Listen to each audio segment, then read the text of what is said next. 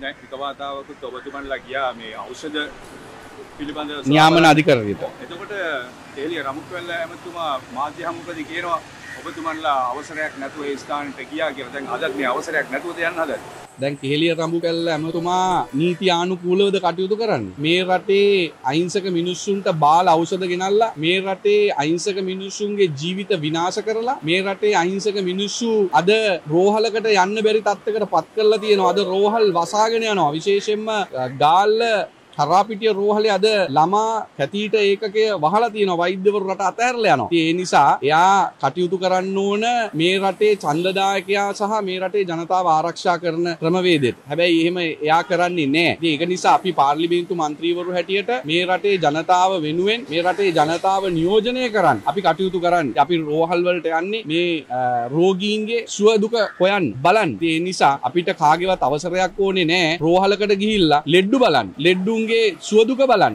මේ ඖෂධ, ඒ වගේම වෛද්‍යවරුන්ගේ හිඟ, ඒ වගේම මේ සිදුවෙන මරණ පිළිබඳව හොයන්න අපිට කේලිය රඹුක්වැල්ලගෙන් අවසර ගන්න ඕනේ නෑ. අපි මේ රටේ ජනතාවගෙන් අවසරයක් ලැබලා තියෙන. ඒක නිසා අපි පාර්ලිමේන්තු මන්ත්‍රීවරු හැටියට පත් වෙලා තියෙනවා. එයාට පුළුවන් මේ රටේ ජනතාවට විරුද්ධව කටයුතු කරන්න. අපි ජනතාවගේ පැත්තේ ඉඳන් ජනතාව වෙනුවෙන් කටයුතු කරනවා.